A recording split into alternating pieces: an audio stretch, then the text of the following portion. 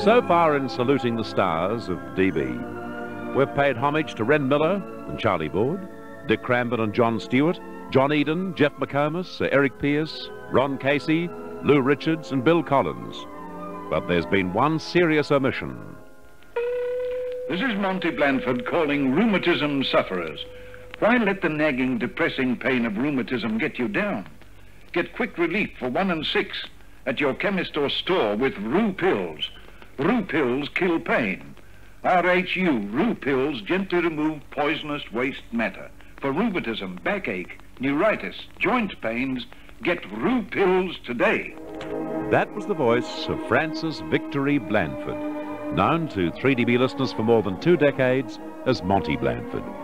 Monty did most of the general announcing shifts that an announcer could do at DB, but he'll always be remembered particularly for his Philosopher's Scrapbook, a program in which he read pieces of prose, poetry and philosophy by famous and not so famous authors. His program was so popular that books were published containing his personally selected pieces, and they were bestsellers for their time, not only in Melbourne, where he was a household name, but interstate, where the books sold solely on their content, with no help from the fame of the author. Anyone who has a copy of Monty Blandford's Philosopher's Scrapbook in their library has a collector's item on which it's very hard to put a price. From an historical radio point of view, they're almost priceless. Monty the man, like John Stewart, was a real character. As with John, he was a one-off. There was no one quite like Monty Blandford, or if there was, he certainly didn't work on radio. On air, Monty reminisced, read commercials, sometimes dithered as only he could. But all the while he had that touch of magic that makes for out-of-the-ordinary radio. He had the gift of communication. Off air, he was just as individual. His studio manager and fellow announcer Maury Callard remembers Monty. Well, I can tell you about Monty and his Philosopher's Scrapbook and all that sort of thing with Monty. He was an irascible, delightful, aggravating person. If you like, he'd advise wonderfully well. He'd compile stuff beautifully. He'd present things well for 6 weeks. And then the 7th week, well, it was quite a different nature. I liked Monty. I liked his work. And so did 75% of Melbourne radio listeners who chose to listen to their Monty. There are many stories about him. Here's John Eden with one of the most delightful. The 8:45 bulletin on a Sunday morning was very important. Everybody listened to DB News. And at that stage, we were working over in the old studios in Flinders Street. And the staff lockers were in the same, same studio area. And we had a fellow by the name of Monty Blandford, who's gone to heaven, God rest him. But Monty had a dreadful case of emphysema, and also he was a bad asthmatic. And it also is half blind. I think he's blind in one eye. In fact, I think he had a glass eye. And he was also pretty deaf. Apart from all that, he's a rather nice sort of bloke. But he'd come up when you were working into the studio, and these metal lockers, you know, he'd put his coat and hat and stuff in there, and bang, it'd go, you know, while you were working. And it was all pretty tense, you know. You were working for 3DB and you didn't want to make any mistakes. And then you'd have your news in front of you, and we had what we used to call the Bible, in other words, a working schedule, an operation schedule, and he'd come over and take this from underneath you while you were reading the news. Pardon me, and that leads to another point, that cough. And this is what happened to Danny. There were 2 buttons alongside the microphone. One was to cut off the microphone so you could cough, if you felt the need to do that. And the other one was communication with the engineers down below. Well, Danny's having his ordeal reading the news, you see, and all the clatters going on from Monty and all the rest, and the coughing and the spluttering, and then the coming over and taking of the schedule from underneath his news. Danny reaches out, and obviously he's going to pull the wrong button, isn't he, you see? So he pulls the wrong button and says, excuse me, Lord, but it's necessary. He said, for Christ's sake, Mont, would you please be quiet? And over the air it went. Anyway, that's right, he continued with the news. And very few protests, actually. But the next morning he got a note from Sir Jack Williams. Now, Jack Williams was the that stage the big boss of the Herald. Delightful man. I loved his personalities around him. But he could be rather nasty on occasion. If anyone the note came into Danny, I appreciate your remark. I enjoyed it very much. But is that the sort of thing you should say when people are going to church? It may sound trite, but it's true. To many people, their way of going to church was through Monty's philosopher's scrapbook. The Lord is my shepherd, I shall not want. He maketh me to lie down in green pastures. He leadeth me beside the still waters. He restoreth my soul. He leadeth me in the paths of righteousness for his name's sake. Yea, though I walk through the valley of the shadow of death, I will fear no evil, for thou art with me. Thy rod and thy staff, they comfort me. Thou preparest a table before me in the presence of mine enemies. Thou anointest my head with oil. My cup runneth over. Surely goodness and mercy shall follow me all the days of my life, and I will dwell in the house of the Lord forever. Now, does that sound like the sort of man who'd clatter around the studio and annoy his fellow announcers?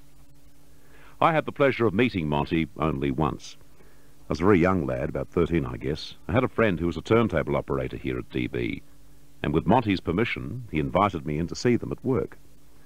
I was enthralled at my tender age to see my friends spinning in the huge transcription records which contained the popular serials of the day, the multi-track records providing the commercial breaks, and Monty himself, sitting at the announcer's console, scripts everywhere, aiming a gong stick for chimes inaccurately almost every time, but through all of this using that microphone as a dear friend. While his monument is philosopher's scrapbook, Monty has another claim to fame. It's not generally known that Monty compared the first hit parade on Melbourne radio.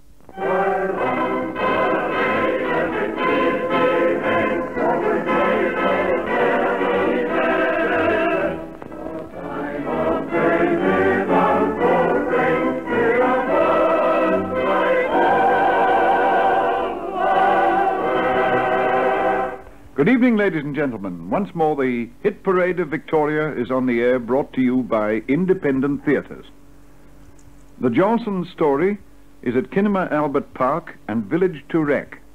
It will be at National Richmond tomorrow, then It Happened One Night. The Guilt of Janet Ames is at Astor St Kilda, whilst the Maltese Falcon will be at Burnley Theatre tomorrow, and then Footsteps in the Dark, whilst the latter picture, Footsteps in the Dark, is at Adelphi North Carlton tomorrow, and then the Maltese Falcon. Plaza Chelsea screens The Bishop's Wife until Tuesday, then This Man Is Mine. And in the city, My Brother Jonathan is at the Grosvenor. Well, now for the hits. Hit number 8 this week is I'm Looking Over a Four-Leaf Clover. Tonight it's played by Russ Morgan and his orchestra, with vocal by the Ames Brothers and ensemble. The Hit Parade on Sunday night at 6:30 was a runaway success, but a less likely DJ than Monty Blandford you'd be hard-pressed to find. Actually, DB's first DJ was in the late 50s. It was Jeff Cork, who went on to become the first man seen on Melbourne television, and the near-immortal Corky King of the Kids. But when he was a kid, before he became a DJ, he started in a much humbler position at DB. What were his feelings? Terror. Well, it was an institution that, it was an institution, and still is, and I'm sure will be for years. However, it was complete terror, because I went as an office boy and I was getting signatures from Eric Pearce and Maury Callard, and that was, very, very exciting, wasn't it? Exciting enough for Jeff to persevere and progress to breakfast turntable operator and a chance to get on the air. And we used to start at 6 o'clock and start testing at 1:45, playing a few discs to check out the balance and all that thing. And you'd always hope that the announcer wasn't there, because that would give you a chance to have a bit of a chat and say, this is 3DB Melbourne, or 3DB Melbourne, 3LK Central Victoria, testing, 1, 2, 3, 4, and that was very exciting. And you'd play a record or half of a record and then get back on. And as soon as the announcer walked in, you'd be furious, and you always hoped he'd be late. And that happened occasionally, and you'd be on there for 10 minutes by yourself, and that was very, very exciting. Not nearly as exciting as the times ahead when eventually Corky was given his real break. And each night the young Geoffrey Cuthbert Cork broke tradition at DB and went from, as I mentioned before, being an announcer to one of those newfangled DJs. And this is the theme that introduced him.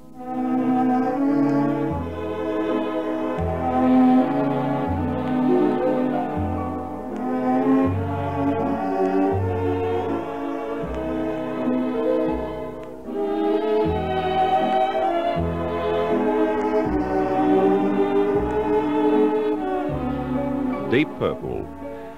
Corky's program was a collection of the best and most modern music around. Always melodic, always chosen by Jeff with his impeccable taste in music. But the other fascination for his listeners was that in this exciting era of the 50s, when the big stars were coming to Australia, Corky was not only meeting them, but actually rubbing shoulders with them. After one of the shows with Nat King Cole, who of course was a great pianist, as well as being such a beautiful singer, at the Savoy Plaza where they stayed in those days. And we were, they had a table set up for them those people to come back after midnight, and there were about 12 of us at the table, and that was all, and the dining room was empty, and we had a meal and or a snack or a couple of drinks and sitting around having a chat.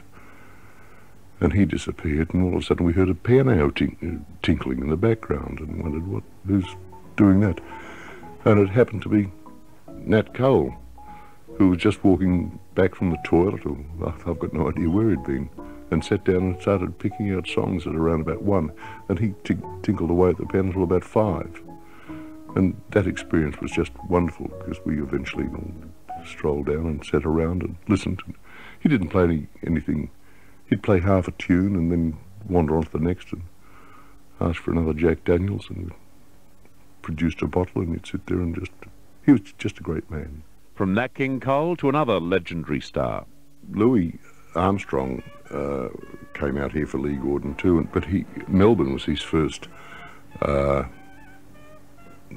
city on an Australian-wide tour, and the Lee Gordon organisation decided that they'd like to have some 30-minute interviews to send to the other stations in the other states, and they asked me to do them, and that was quite, exciting and pleasant. And he was only here in Melbourne for 3 days, and then he had a couple of days off, and then went to Sydney and whatever it was, and I virtually spent 3 days with him, and I think that was the first bit of graft I ever got. They paid me £10 for 3 days' work, but that was quite exciting. £10 was a hell of a lot, wasn't it? And spending 3 days with Louis Armstrong was quite incredible. And plus his entourage and his wife, Lucille. And he had Dr. Pugh, his private physician, his private valet. And he was a very fascinating man. And he'd sit, and I'd be sitting around in his suite. They stayed at Chevron in those days, and say, "All right, man, you can come out now and we'll do another take." So you'd stroll out, you'd do 10, 15 minutes or whatever it had to be. "That's enough." And he'd go and have a shower and order a meal. This could be at 2 and 3 in the morning. He lived a very funny sort of lifestyle. And speaking of lifestyles, Jeff even got to interview Frank Sinatra. And there's a story there too.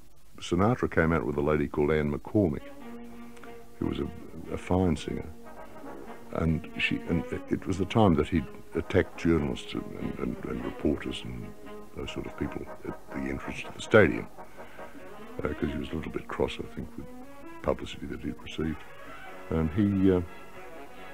this gentleman, who was quite a popular radio interviewer, not with Mr. Sinatra, I can add you. You had to call him that too, Mr. Sinatra, all the time. And he started off his interview, and I was the next cab off the rank. I was standing in the queue. And he said, "It's nice to interview a man who came out with Anne McCormick to star in the big show, Frank Sinatra." Well, of course, that quite annoyed Frank. And you, having interviewed thousands of people, would know how difficult it is when you get a yes and no answer. And that's what he gave this fella. He said, you know, is it nice to be in Australia? Yes. Well, normally when you're chatting with a person, you're thinking of the next question, aren't you? And if you're just getting yeses and nos, you get a nothing interview. And that's what he got. And I thought, oh dear me, I was a nervous wreck. And I went and turned on the little recorder after this guy left. And said, it's so nice to be with you, Mr. Sinatra, and thank you for having me. And I enjoyed your show last night, and it was great. And you had to butter up to him a little bit. And if you didn't, you'd be off your brain, because they had about 5 or 6 of the biggest men I've ever seen in my life standing around. I don't know whether they carried his bags or his toothbrush, but they were pretty big. And he let go and gave me a fantastic interview. And it was so good that it was later played in the States, and all, because he got right down to earth about lots and lots of things. Little would Corky know, when interviewing Frank Sinatra, that in not too many years to come, in Melbourne, his face would be as well known as Mr. Sinatra's, and his fame at a local level would equal the same said gentleman. Jeff played the strains of Deep Purple for the last time in mid-1956, when he journeyed from Flinders Street to Bendigo Street in Richmond and began his career in the new medium of television. But his radio times were lovely while they lasted.